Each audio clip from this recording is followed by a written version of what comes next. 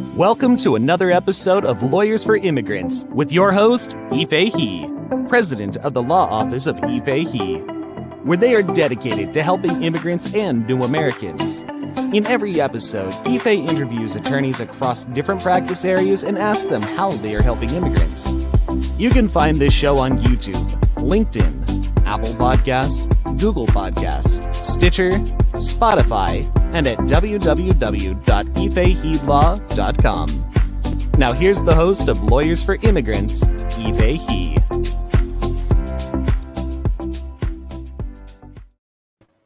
Hello, welcome to my podcast, Lawyers for Immigrants. I interview different lawyers who are non-immigrant lawyers and ask them how they are helping immigrants. And today, my guest is Mike Steger with law offices of Mike D. Steger. He's a trademark and copyright attorney, and he's had decades of experience representing entertainment companies, including Fox News. So welcome. Thank you for joining us. Thanks, Yifei. Good to see you today. Good to see you too. Mike and I are actually members of Video Socials, where every week we record a video podcast. So we're naturally good at recording podcasts. So Mike, tell us about yourself and your area of expertise. Sure. So I've had my own firm for about since 2005. Before that, I was actually with Fox Television. I did not work for Fox News, but I spent 5 years working for Fox on various entertainment TV programs. And my practice these days focuses on copyright, trademark, and entertainment law. Work with a wide range of businesses, content creators, various businesses that have an emphasis on business or corporate branding, and a wide range of people and companies across the various entertainment fields. Great. So does entertainment law include trademarks and copyright, or are they the three different distinct areas of law? Well, and entertainment law is actually very broad because it really is any kind of law that touches on the entertainment business. So entertainment law can include employment and labor law, general contract law, intellectual property, tax, all kinds of issues. And actually in entertainment law, immigration comes up somewhat regularly because you have a lot of people in the entertainment field who are going in and out of the country, whether they're citizens or foreign nationals. Great. So tell us about how your work benefits immigrants. So I'll start on the trademark side. So I do a lot of my trademark work is I'm helping companies protect their trademarks, obtaining U.S. federal registrations for their trademarks, such as their business name, their logo, a phrase that they're using to identify their products or their services. And most of that work is done, as I said, getting federal registrations through the U.S. Patent and Trademark Office. I do a lot of work with overseas companies who are looking to establish their brands in the U.S. And a lot of those businesses that are coming over, they need to get the trademarks, and they can be good clients for me because they're relatively new to the U.S. Okay, so I'm sorry, but what is a trademark, by the way? Because some of our listeners might not be familiar with what a trademark is. A trademark is it's called something that identifies the source of your goods or services. So it's any, for example, words, symbols, can be a color, can be, you and I talked about this last week on my video, can be a sound, there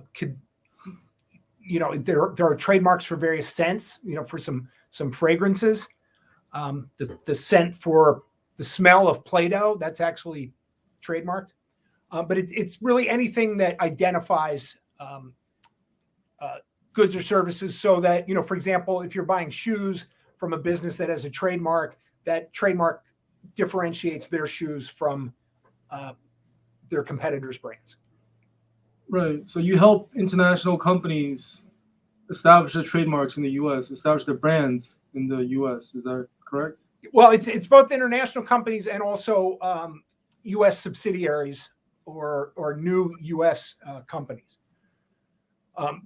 that may be started by immigrants, or their founders are overseas and they're setting up new ventures in the U.S. One of the features for trademarks is, unlike copyrights, where if you get a copyright in one country, it's generally valid throughout the world. Trademarks are generally a country by country. They're recognized country by country. So if you have a trademark in Argentina, for example, and you want to start selling the same products under that trademark in the U.S., you will have no protection for your Argentinian trademark, generally, unless you go ahead and get trademark protection in the U.S. And that's something that a lot of immigrants don't understand, or foreign business owners that are looking to set up in the U.S. don't understand. For example, in the European Union, you can get a trademark for the whole European Union just by filing one application, and that will cover you in all the countries of the EU. There's not a similar mechanism, for example, for North America. You would have to file in the U.S. and Canada and Mexico to get protection in each of those countries.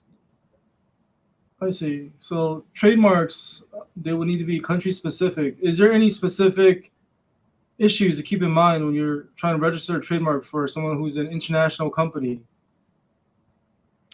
The one big difference between the U.S. and almost every other country is, in the U.S., to get a registration, you must prove that you are actually using the trademark. In most other countries, you can get a trademark without actually using it. You can just say, for example, I want to register a trademark for Smith Jones for soda in France, and I can just file and get the trademark without actually selling any soda that says Smith Jones on it. In the U.S., you can get preliminary approval, but you won't get an actual registration until you can prove that you're actually selling it. And that is another thing that sometimes trips up immigrants or foreign business owners coming to the U.S., because they don't realize they have to prove that they're using the trademark with all the goods and services that they put in their application. I see. So doesn't that make it very difficult for international companies to register the trademarks then, because they're overseas? So how are they able to start using their brands or their products in the U.S.? Well, they wouldn't be able to get the trademark unless they're actually providing services or goods in the U.S. So, within a few years of when they apply for the trademark, assuming that it's approved, they're going to have to be able to show that they're actually using it.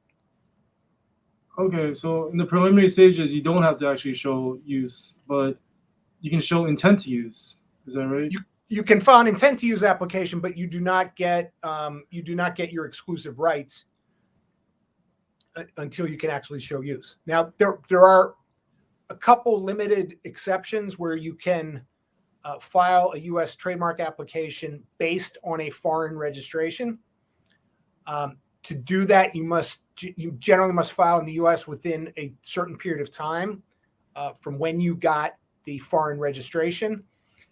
And in those cases, you can get a U.S. registration. It has to be for the same exact trademark, and you can only get that registration for the goods and services that are in your foreign trademark. But generally within about 3 years, you will have to prove use, or the trademark would be subject to cancellation. I see. And what are the benefits of trademark protection? Generally, if you get a trademark registration, you have the presumption that you have the exclusive nationwide right to use that mark in connection with those goods or services, and keep any competitors from using that trademark with any goods that would be likely to be confused with your goods. I see. And doesn't this mean that smaller companies or smaller international companies make it very hard to get a trademark in the U.S. because of the ability to actually come here and use it or intend to use it? Or is trademark only limited to bigger companies and multinational companies with established brands? I have a number of trademark clients who are individuals. Most of my trademark clients are small, to possibly mid-sized companies.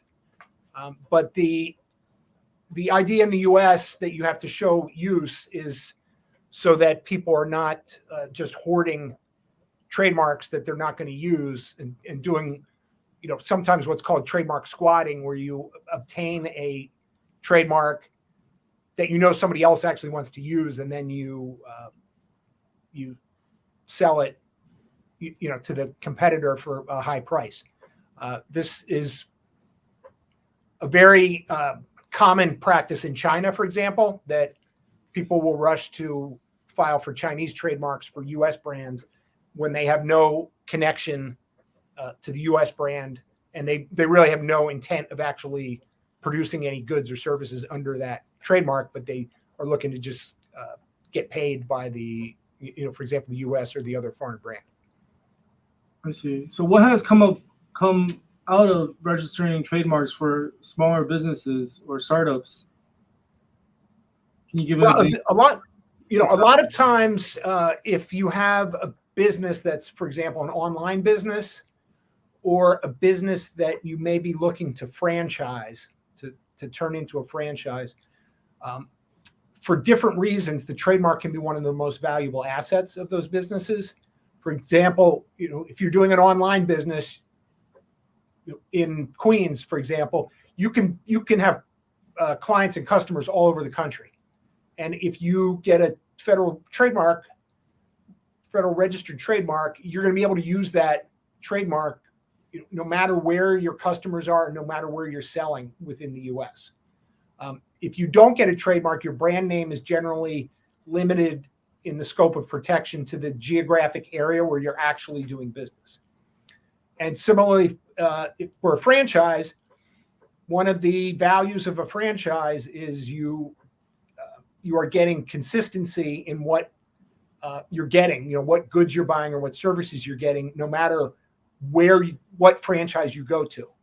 For example, when you see the golden arches for McDonald's, you generally know what you're going to get when you go into McDonald's, for good or for bad. But there's a consistency there, and a lot of times that's symbolized by the trademark. Let's see.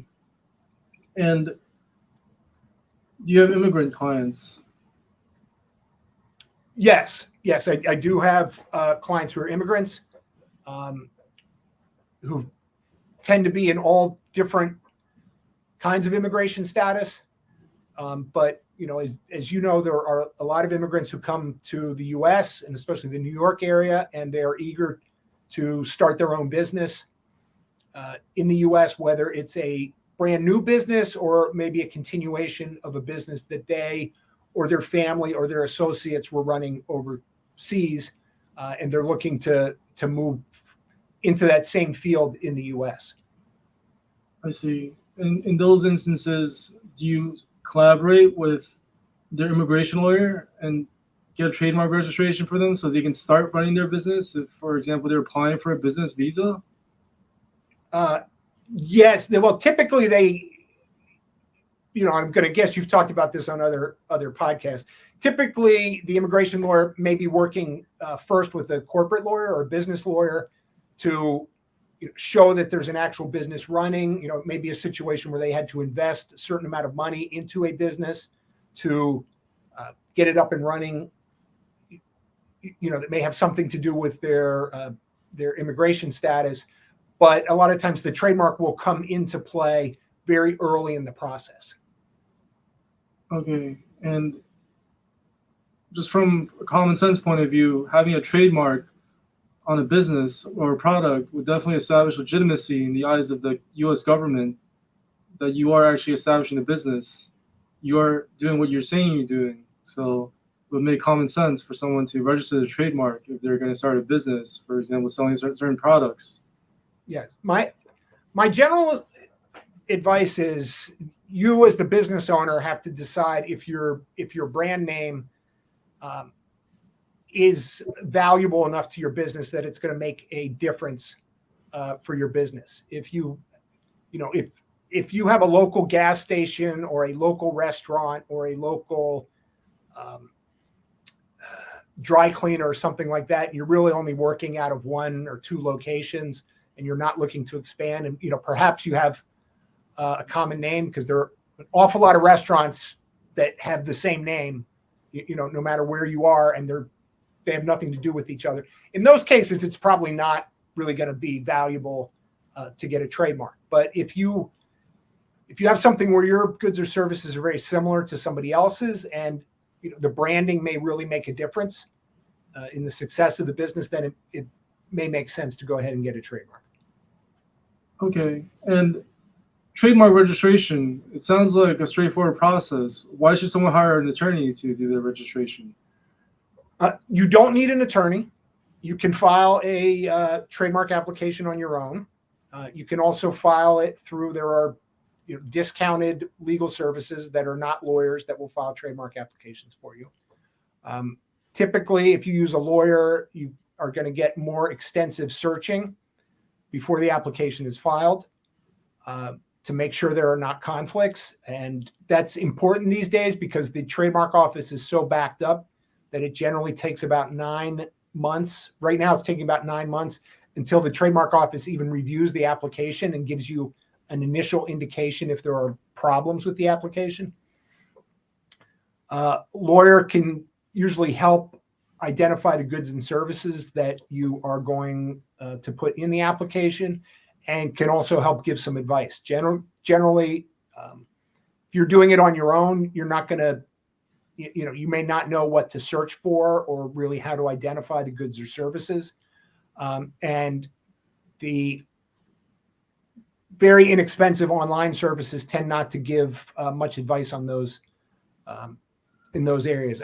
Over the years, I've had a lot of people who have used online services, and then their application gets refused, and they call me later to try to figure out how to salvage their application.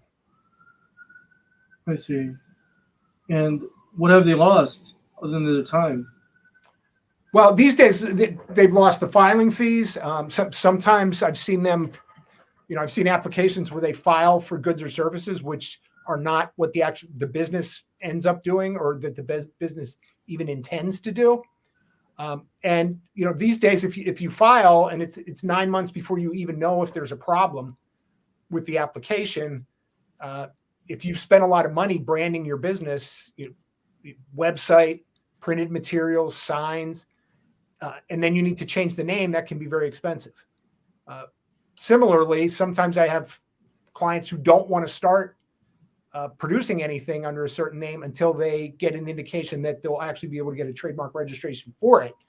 And again, these days you may be waiting close to a year, just sitting around waiting for some name clearance. Right. So for someone who wants to establish their business, establish their brands, it makes sense to just hire a lawyer, just take care of it instead of risking it and wasting their time and money. I rarely tell people that it's a waste of time or money to hire a lawyer. Right. All right. So what is like the most important service that you would provide? What is, as an intellectual property professional, for someone looking to register their trademark? I would give them some advice whether it appears they could actually get a registration for the trademark, and let them know what the steps are to get through it, and help them decide what classes to actually file for, what goods and services to look to protect. Let's see. Can you give us some horror stories about what happened to someone who didn't use a lawyer and ended up doing it themselves? I frequently find people who come to me where they filed for an application, and a lot of times when it's a foreign client or a new business in the U.S., they thought because they registered a trademark in their home country that they could just list everything under the sun and it would be fine, and they would never have to prove that they're actually using it, but they'd be able to get the registration. That's one. And then there are lot of times when somebody does it by themselves, then they call me and it turns out that there's a conflict with an existing trademark registration that I could have found very quickly. What happens if there's a conflict between someone else's brand and the one you're trying to register? In most cases, whoever filed the application first or got the registration first, that's who would prevail, and the other application would be rejected. I see. So then it's time to change your brand, replace all your printed materials, change your website. Yes. And you're also liable for damages, right? If you still continue to use the same mark. A lot of times it's difficult to get damages in a trademark case unless there's actual counterfeiting involved. Typically trademark infringement, unlike copyright infringement, there needs to be some level of ill intent in order to get damages. But the main thing would be what you just referenced is sort of the loss of time, resources, and just delaying your business. I see. And do you deal with counterfeiting at all, like defending against those claims? That has not come up very often in my practice. I see. I mean, because, for international, like in certain countries, it might be counterfeiting is the norm, and they might not be aware of the intellectual property laws in the U.S. And I would say, from my experience, it's not that they're not aware of the intellectual property laws, but it may be more that the consequences can be very low in their home country. But I have had some cases where I don't know that they're direct counterfeiting, but people who were accused of counterfeiting. And the circumstances, once they're investigated, may look a bit shaky, shall we say. Right. And what are they liable to in the event that they are caught with counterfeiting? Well, if it's counterfeiting, there are enhanced penalties under the Lanham Act. You can be liable for damages at least several $100,000. Those penalties do not have to bear any kind of strict correlation to what the sales were. You're also going to have to disgorge all profits that you received, and you're going to be liable for attorney's fees as well. But a lot of times, if there are small counterfeiting cases where the volume of counterfeit goods sold was not that high, the plaintiff, the trademark owner, will sue, seeking the statutory penalties. I see. And would they also be subject to criminal prosecution? In addition, that would be separate. Those typically don't go hand in hand, but a lot of times it may be more advantageous for the trademark owner to seek criminal penalties and just try to have all the counterfeit goods seized, if the goods are readily available in the U.S. Now, if it's something where the counterfeit goods are being shipped directly to consumers from overseas, then it's generally hard to enforce those remedies on a criminal basis, because you don't have like warehouses full of stuff that can be seized. Right. So, I mean, the important thing to keep in mind is to just follow the law and don't deviate from it by doing counterfeit goods. Just register your trademark. Otherwise, you'll be accused of selling counterfeit goods. You'll be classified in the same group as people selling fake Gucci bags from overseas. That's definitely a possibility. Right. So we're coming to the end of our show, and our final question would be, do you have any other important advice for people looking to register trademarks or seeking an intellectual property lawyer, especially people from overseas? Well, I think, like with most other lawyers, if you think you have an intellectual property matter, you probably do. And it's generally less expensive and more efficient to talk to somebody sooner rather than later. For example, my rule of thumb with most intellectual property issues is if you try to do it yourself and you screw it up, you're probably going to pay me 3 times as much as you would have paid if you would just had me handle it to start. Now, that's not always the case, but in general, I think you're generally better off consulting with a lawyer or whatever professional you need to deal with sooner rather than later, and make sure you're on the right path. Right. So I encourage all the listeners out there to call Mike Steger. He's your go-to for trademark, copyright, entertainment, and do it before you have to pay him triple. So yeah, with that being said, thank you for listening, and we look forward to seeing you next time. Lawyers for Immigrants. Thank you, Yifei. Thank you, Mike.